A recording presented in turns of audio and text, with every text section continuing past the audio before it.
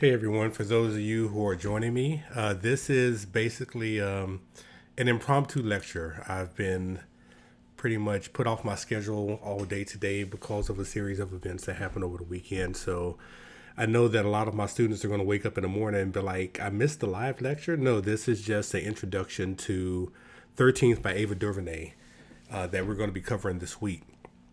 See, last week we covered the new Jim Crow chapters 1 and 2, and we started getting into, the foundations of colonialism, the new Jim Crow, what it entails, the black codes, and a lot of other stuff. And then the week before that, we started setting the foundations on what racism is, what discrimination is, what prejudice is, and everything. So this is just kind of a filler lecture right before people start watching the video because I just assigned the video last night, and it's going to be a lecture that it's going to affect a lot of people. So a lot of people who are outside of the states don't really know what the 13th Amendment is in the United States, why it's important, and how it impacts black people in the United States, or even Hispanic people and other minorities. So, the premise of basically this lecture is to answer the question, what if I told you that slavery never really ended? A lot of people would be like, no, if you have any knowledge of American history, you will go into the whole thing with Abraham Lincoln and the Emancipation Proclamation and so on and so forth. But outside of that, what if I told you that it was legally still available as an option in the United States? And that's basically the whole point. To say that slavery never ended is a bold statement in and of itself, right? Because it's one that feels almost impossible at first glance.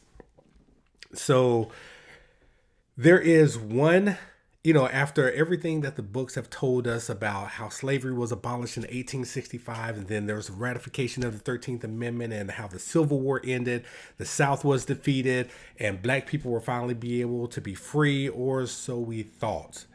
It is not as easy as that to say that, yes, slavery no longer exists in the United States, but there is one exception. If you take a look at the 13th Amendment, the very law that supposedly ended slavery, there is a loophole. And so that single exception within the 13th Amendment changed the course of American history. And as Ava Duvernay argues in her documentary 13th, created a legal pathway for the mass incarceration of the system that we have today.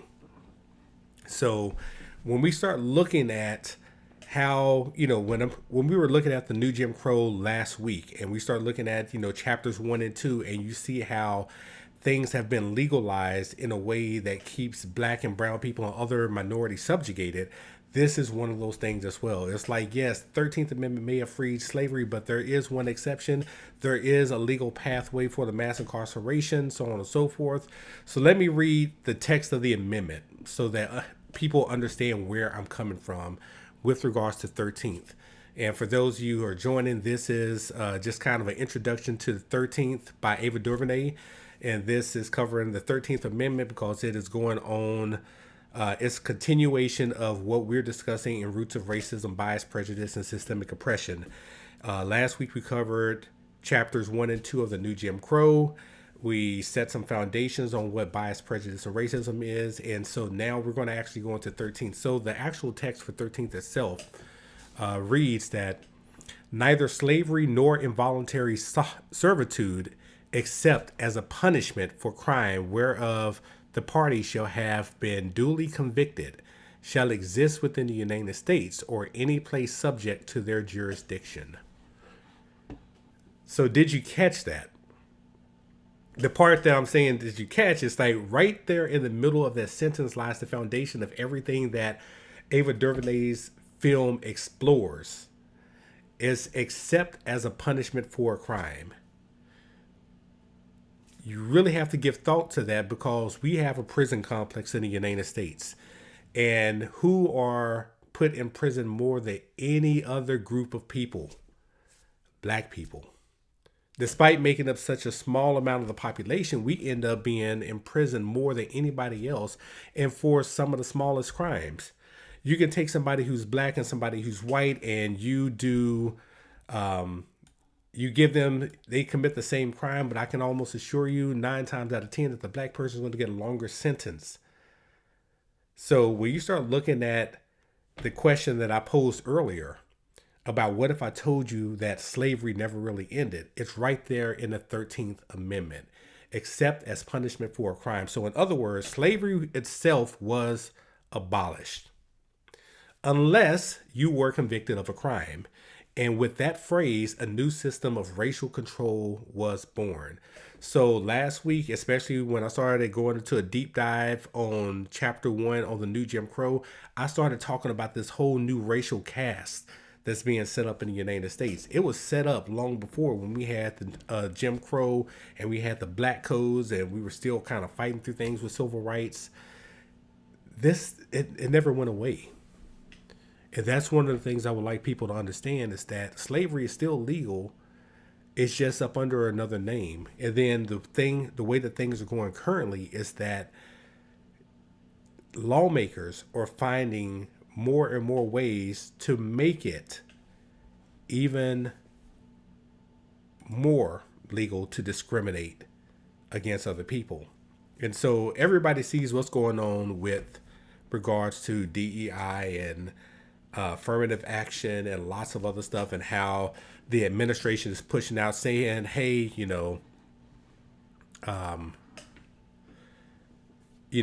we're going to abolish these programs in these schools.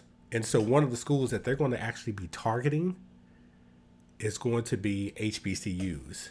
And we'll be getting into that a bit later. But for right now, I would like to kind of go into is why the 13th Amendment matters, and why basically 13th as a movie and as a show matters.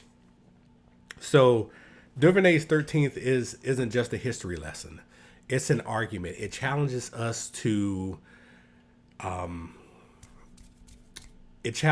see mass incarceration not as a modern issue that emerged out of nowhere, but as the latest evolution of a long tradition of racial subjugation in the United States. So the documentary makes a clear and compelling case. It's basically saying that the criminal justice system has become a new form of racial caste. Remember, this is one of the things that we were covering in last week's lecture, when we started talking about the new Jim Crow, and we started going over chapters 1 and 2. We started talking about this new racial caste. And so this is the whole thing now, is that the documentary by Ava Duvernay is making it clear that the criminal justice system has become a new form of racial caste, disproportionately targeting black and brown communities. And this is why we're kind of getting into this. We can't really talk about racism, prejudice, and discrimination and, othering and, all that stuff. Hey, Anna. So we can't go into any of this without actually tackling how systemically the United States, the laws that govern and everything, keeps all of this at the forefront of everybody's mind. For those of you who are joining, I'm just kind of doing an introduction to 13th, because this week we're going to be watching 13th by Ava Duvernay. It's a documentary that was done by Netflix, and it is one of those documentaries. It's very hard hitting because you see the discrimination. See, a lot of people will go through life not even knowing that this show or this movie even exists. And then when you start kind of getting into it, you really understand how it actually affects other people. So let's break down the idea down that there's this new racial caste. So I have to give a shout out to my buddy that I'm helping with her dissertation that she needs to be writing, that just joined. So I'm gonna fuss at her because she didn't give me an update today. She knows who I'm talking about. That's in chat. So let's break down this idea about, this whole racial caste. After the Civil War, right? After the Civil War, the United States had to reckon with a difficult question: what would happen to the newly freed black population in the South, where the economy had been built on slavery? White lawmakers and business owners weren't ready to just let go of their free labor force. Remember, I made I made the case last week that basically the wealthy needed to create this new racial caste. They needed to pit white people against black people, and it was all based off of money. Everything was based off of money. So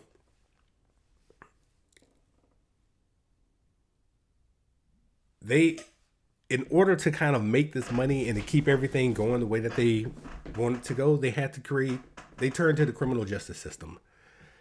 And so they, when you start with the black codes and the southern states started criminalizing everyday activities of black people, like vagrancy and loitering and even speaking too loud in public. All of this stuff was set up so they can kind of feed into the whole prison complex, because again, slavery was made illegal except with the one condition in the 13th Amendment: if you're convicted of a crime. If you're convicted of a crime, then that is slavery all over again. Then that's where we have this whole new racial caste system. So these vague laws allowed the enforcement to arrest black men en masse, right? And convict them of minor infractions and to lease them to white businesses and plantation owners as laborers. And you see that now, because even when you start looking at the firefighters that are in California, a lot of them are convicts. They have them fighting the fires for about $2 an hour. They're getting pennies on the dollar and maybe a little bit less time, but they're having to do that. It is legalized slavery. So when you start talking about, this wasn't just slavery by another name. It was legally sanctioned slavery. And this is one of the ideas from Ava. So when we start looking at mass, before I get into that, another thing that the film explores is the pattern didn't stop with Reconstruction. We talked about that with regards to chapter 1 of New Jim Crow as well.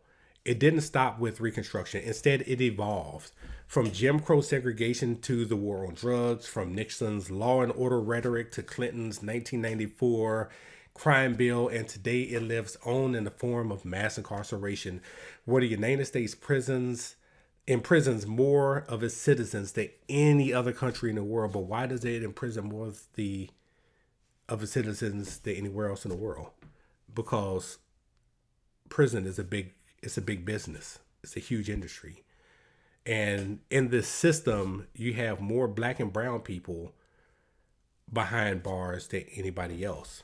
So let's actually look at the numbers, right?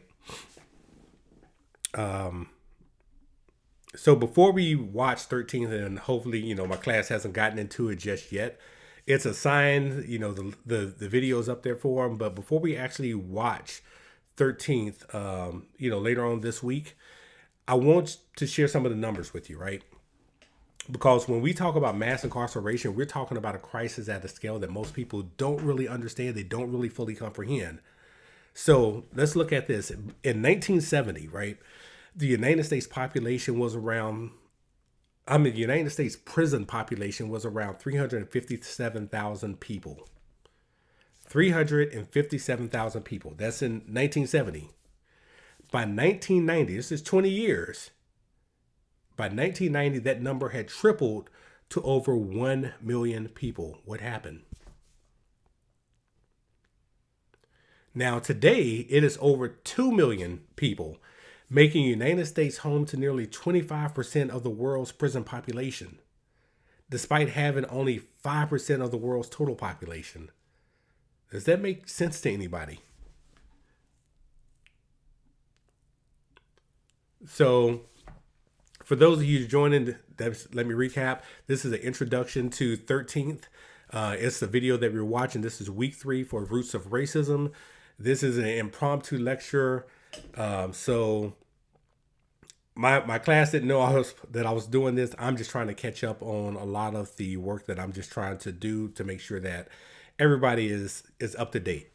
So week 3, The Roots of Racism class, and this is the introduction to 13th that we're watching this week in our class as we kind of continue going into, understanding racism, bias, prejudice, systemic oppression, and so on and so forth. So the statistics that I gave you guys earlier, right? They represent families, they represent communities, entire generations impacted by a system designed to police and control. So this is the area where TikTok typically flags me on because I am streaming on both TikTok and YouTube for those who are on the YouTube channel.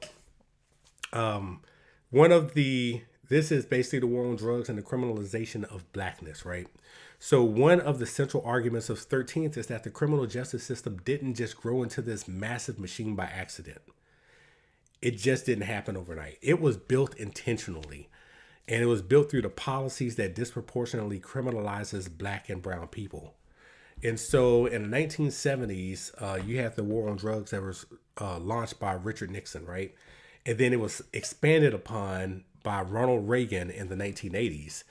And this is a prime example. So politicians and the media outlets stoked fears of a national drug crisis, portraying black communities as overrun with crime and violence. Right? So what better way to subjugate a people than to spread a narrative and everybody start to believe that narrative, and then you start going into the media and the media starts to help with that narrative.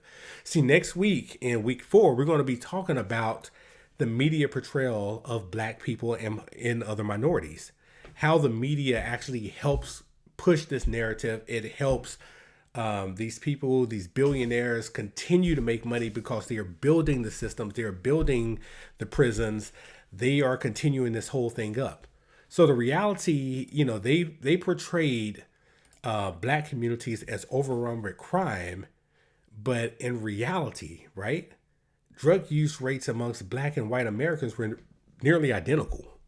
So yet black people were still there you go. Black people were still arrested and sentenced at a much higher rate. And so the infamous 100 to 1 ratio sentencing disparity meant that the possession of hard drugs, this, ice, snow, I'm sure you guys can kind of figure it out, was used more often in black communities, led to sentences 100 times more harsher than the possession of snow, which was used more often by white Americans, right? And the rise of mandatory minimum sentences stripped judges of discretion. So even if a judge wanted to give a lower sentence because of the whole, 3 strikes rule and all that, this was forcing them to impose decades-long sentences for nonviolent offenses. But again, you have to look at why. You have to think a bit harder as to why all of this was set up. Do you know that a lot of our legislators invest into the prison pipeline? They invest in these for-profit prisons. So it is basically, it incentivizes them to make sure that they're passing harder laws. It incentivizes them to make sure that they're passing harsher laws that target a specific community. Because if they are getting a benefit from this, the more people that they have in the prison system, the more money that they get. And this is funny because the Bureau of Prisons just had a meeting within the past week, and it was talking about how they are looking forward to having a larger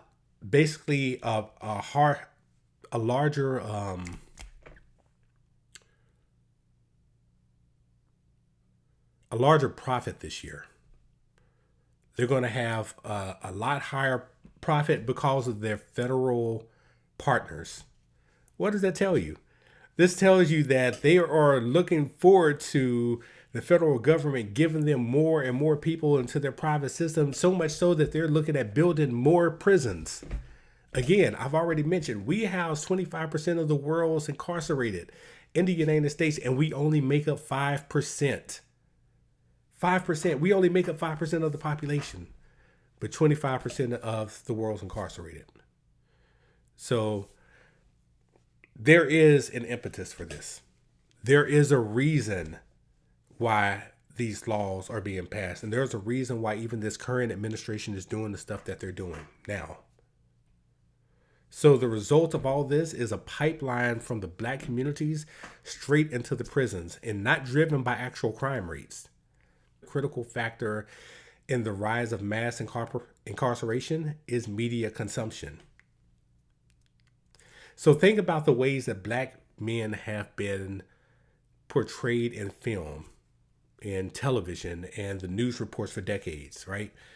We're given images of thugs and gangsters and super predators. And that reinforces the idea that blackness is inherently linked to criminality. This whole thing, I'm going to be going into black pathology. And this is one of those things. It's like, why? Because this is still one big moneymaker. So the narrative justifies harsh policing, racial profiling, and policies like stop and frisk.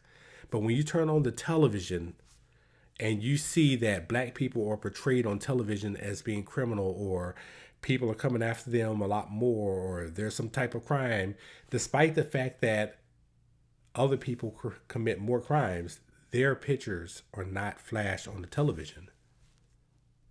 So in the 90s, if anybody was around during that time, because I know I have a lot of young people that take this class as well, in the 90s, we had the super predator myth. And it was pushed by both the Democrats and the Republicans, which lets you know that there is no such thing as a good party all around. So you had the super predator myth, and it painted black men as violent and beyond redemption. What do you think that did to our communities? It didn't uplift the communities. It didn't make it so that, black men were going to be successful. No, when you start painting this picture that black men are violent and beyond redemption, it also affects the people in the community. And this is where we kind of get into the whole thing about bias as well. You can't paint this picture and it doesn't affect the people within that community. It's not going to happen. So that means that people in the community, other black men, the affluent amongst them, black women, are going to view them the same way. And we don't really understand why this is happening, but you have to look no further than the media. So this led to the passage of some of the harshest crime laws in the United States history. And these laws have devastated entire communities amongst black people in the United States.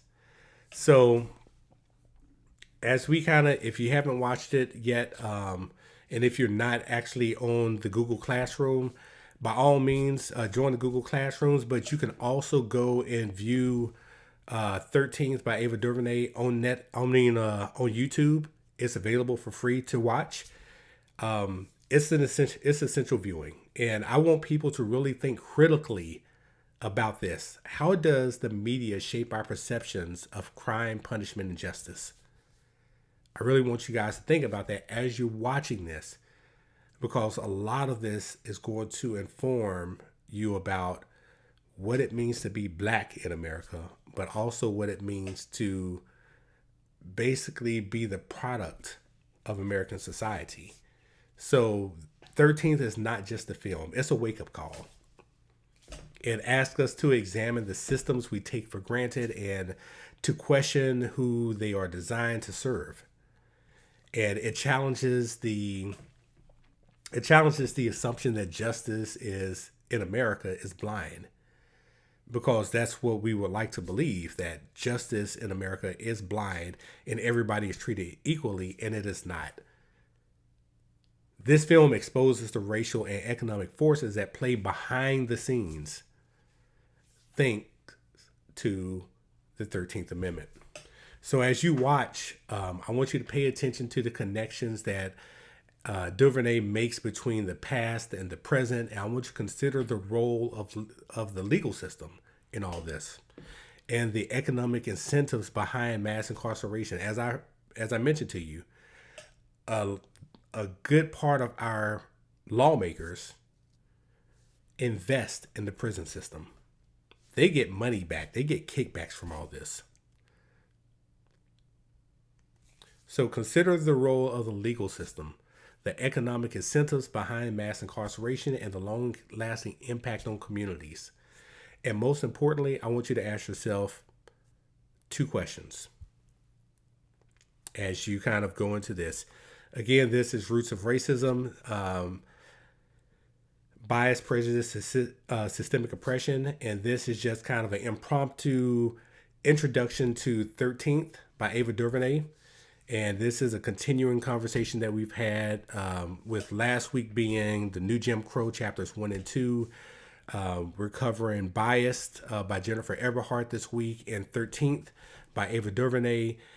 Week 1, we set the foundation on understanding what bias, prejudice, racism, discrimination, all those terms were. We set the foundation, and we're just kind of going through it. So those two questions that I want you guys to ask yourselves: what does justice really mean in America? What is justice?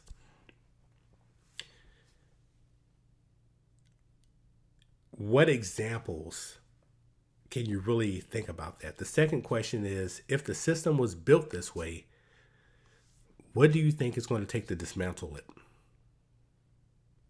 So those are my two questions for you guys.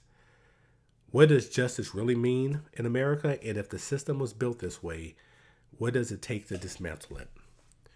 So we'll be discussing these questions after the film. But for everybody that's here and they want to follow along what's going on in my class, I want you to go watch the video. If you watch the movie,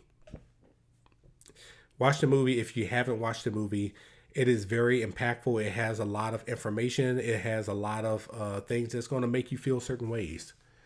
I remember there's a young man who's watching it. He started crying because he understands. And everybody knows somebody that has been impacted by the 13th Amendment. So that's all I pretty much have for today. I just really wanted to kind of catch up. There's a lot that's been going on this weekend. I wanted to kind of get away from that. My inbox has been filled. My notifications have been off the chain. But I want to get back to what I enjoy doing, which is basically teaching. So this is the introduction to 13th. I want you guys to go out and view it. You can view it on YouTube. It is free of charge. If you're on the class, I want you to go ahead and start, looking at the resources, start, reading Bias. I put up the chapters for Bias is chapters 3, 4, 6, and 8 by Jennifer Eberhardt. And I've also put up the link to 13th. So go out there, watch the show, watch the movie. Give your feedback, and just know that later on this week I'm going to do a live, and I want everybody to guys. I'm going to bring several people up so we can actually have those conversations and have a dialogue. I don't want this whole class to just be me just talking to people. I want to be able to have a dialogue so that we can start having an understanding on how this affects people. And my class is not the class where if you're white, you sit in the background. No, I want you to actually come up and have a conversation as well.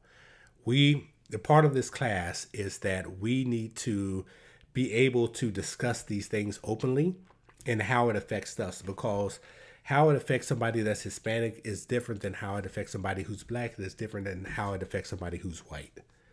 And so I want people to really understand that as we continue moving forward in these discussions about racism, prejudice, and systemic oppression and bias and all this other stuff, I need people to understand that we are all products of this whole system. We're products of this society. And one of the things that I pushed on last week was that the system that we have in play today is here because you have the wealthy whites trying to pit the poor whites against the poor blacks. And if you don't really understand that, you have to go back and look at why the black codes and stuff were created, why Jim Crow was created. This is stuff that we covered in last week's lecture. So as we kind of move forward, we're going to continue hitting on this. We're going to continue pushing forward on this. And I just want you guys to know that I look forward to this week because it should be a very dynamic week in our discussions. Hopefully I can get back to some type of normalcy. I've been sick all last week and part of the week before. I have a daughter that is still sick. I'm still kind of congested and I've been asleep most of the day. So I'm just trying to catch up and make sure that everybody is still trying to, still getting the information. I'm still teaching. I'm not going anywhere. I just want to make sure that this is available. So even if you miss the majority of this lecture, it's going to be on YouTube. That's why I mainly did the lecture, because I'm just going to go and link to it and put it in my classroom, and everybody else in my class will be able to catch up on it later. Then they'll be able to get into 13th and get into biased, and we can start having more of these conversations because I really enjoy this class. I enjoy the feedback that you guys have been giving. I enjoy the dynamics that's been going at play. I received so many emails throughout the day and so many notifications from the Google Classroom and TikTok that I can be overwhelmed at times, but I can assure you that it's a good overwhelming because I see how people are really applying themselves to really understand this topic and trying to make themselves better at it. So this isn't a class where we're going to be bashing people. This is a class where I want everybody to come to a mutual understanding so we can continue to move forward. Because by the time we get to week 8, we're going to start coming up with some ways how we can actually start thinking about dismantling this stuff. Not even if we don't go through the process of actually doing it, but to actually start thinking about it and how we can start teaching other people about it. So are there any questions? I know this was a 30-minute lecture. It wasn't meant to be long. It was the introduction to 13th for the class, Roots of Racism, Bias, Prejudice, and Systemic Oppression. This is week 3 of the class. And if you're not in the classroom, feel free to join us. If you don't want to miss any of the lectures, all the lectures are uploaded to YouTube. They're streamed on YouTube Live as well as TikTok Live. And so this class is a bit heavy. So I'm definitely going to tell you to take care of your mental health. It is a bit heavy because of the subject matter. And I know that there's going to be people that's going to have lots and lots of feelings behind this. Because you can't just talk about discrimination. You can't start talking about the systemic oppression and everything else. If you're looking at, coming from the black community, you see how it affects you. You see how it basically affects the neighborhood and stuff that you're in. And then again, if you're white, you're probably not really understanding what's going on because you're not in that community. But then once you start learning, it's impossible to turn back around and say you don't know anything about it. And then you start looking at what's going on with the Hispanic community in Guantanamo and why they're sending people over to Guantanamo who are completely innocent. You have people that was over here in the United States legally, and they've been sent to be incarcerated. Why? Well, the 13th Amendment is one of the things that kind of gives way to understanding why. Slavery does not exist except up under the one condition that I mentioned earlier. And that one condition is basically except as a punishment for a crime. So with that being said, I will go ahead and call it a night, but I have some other videos that I'm going to have to be working on this week. I'm still grading papers. I have tons of papers that I'm still grading, discussion posts that I'm responding to, assignments and everything else. just know that we have a very dynamic class. There's lots of different ways to learn. We are accessible for everybody. So if you are deaf, if you are hard of hearing, if you have mobility challenges or anything else, we have a lot of ways that we try to make it easier to learn. Thank you, Layla. I have somebody on YouTube as well that's doing the chat. So we're going to keep pushing. We're going to keep doing what we're doing. I appreciate everybody for being here. Thank you very much. And I'll talk to you guys later on this week.